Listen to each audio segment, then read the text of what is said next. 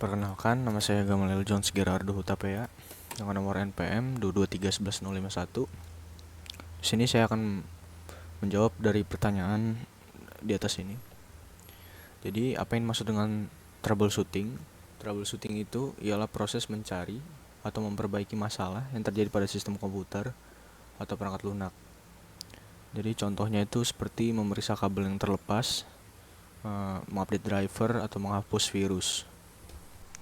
Lalu pengertian daripada BIOS atau Basic Input Output System.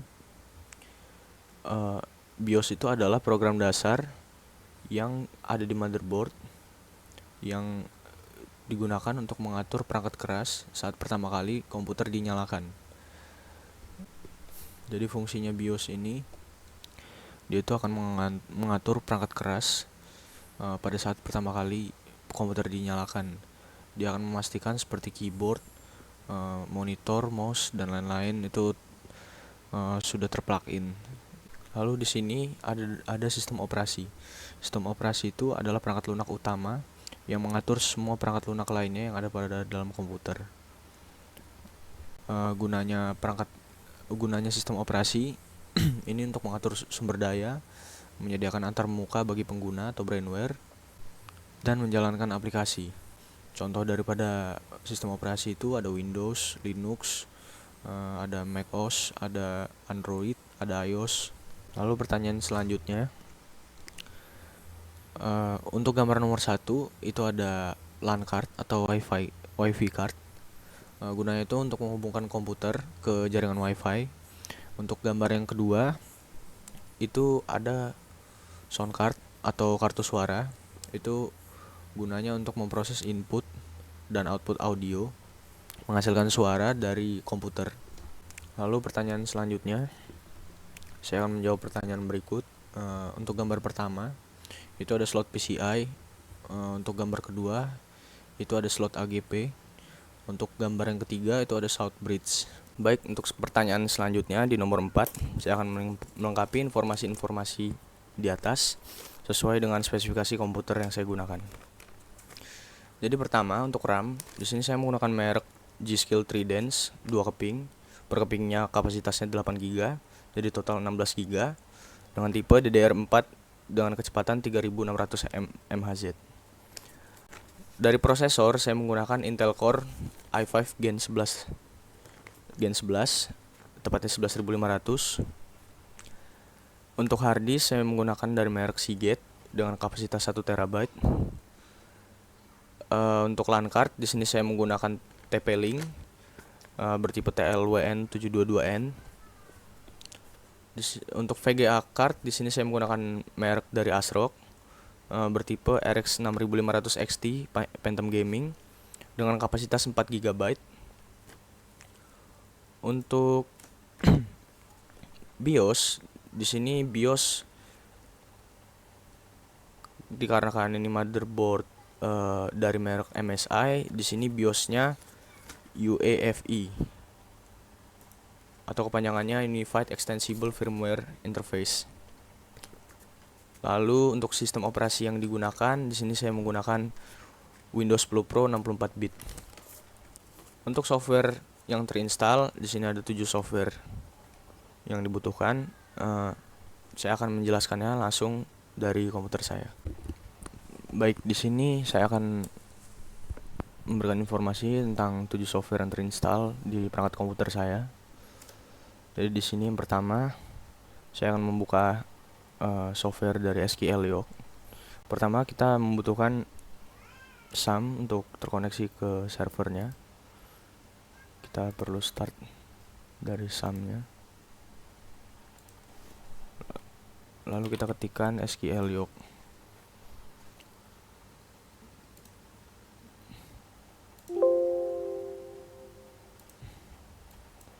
Lalu kita ketikkan SQLIO new connection, kita konekkan. Kegunaan dari aplikasi SQLIO ini adalah untuk manajemen database. Di sini kita bisa membuat database dan menginputkan data-data dan mengintegrasikannya atau membuat join antar data dari tabel yang satu ke tabel yang lain.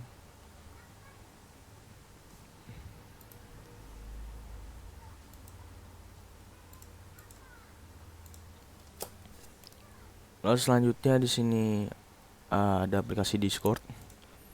Aplikasi Discord digunakan untuk berkomunikasi antar pengguna lain. Biasanya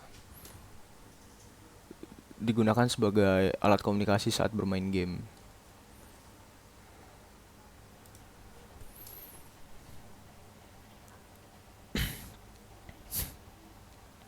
Lalu yang selanjutnya di sini ada software Visual Studio Code.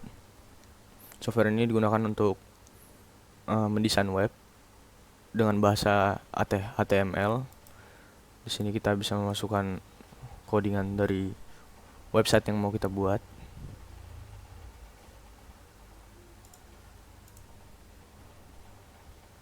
Lalu selanjutnya di sini ada aplikasi CapCut. Saya gunakan untuk mengedit video konten game ataupun tugas dari perkuliahan.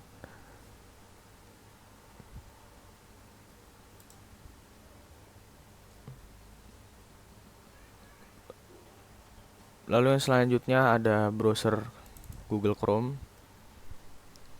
Di sini digunakan untuk browsing di internet, melakukan pencarian dan sebagainya.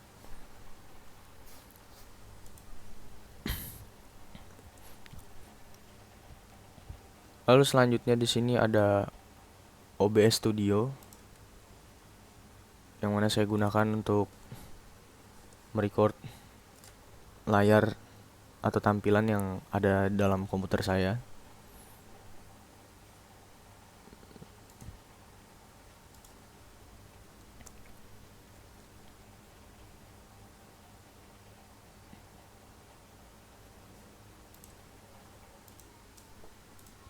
Lalu software yang selanjutnya di sini ada LD Player. Ini adalah aplikasi atau software emulator Android.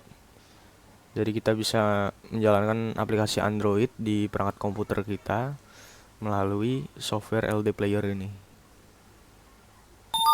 Jadi dia seperti jembatan antara software dari HP kepada komputer kita. Lalu di sini kita ada RapidMiner Studio. Jadi RapidMiner ini adalah aplikasi yang digunakan untuk mengelola database, sama seperti SQLiOC.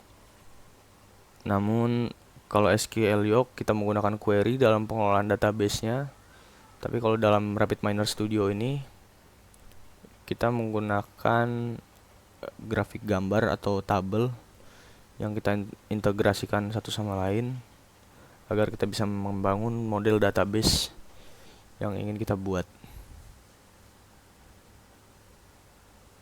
Tampilannya akan seperti ini.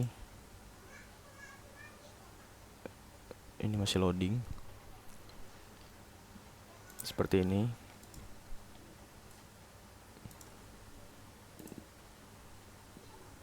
Jadi kalau untuk SQLiOC kita mengetikkan query dalam pengelolaan database-nya.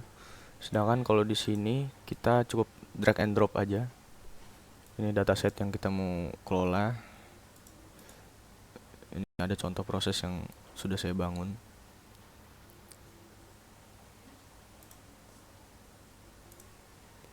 Di sini kita bisa melakukan pre-processing data, labeling data dan lain-lain sebagainya.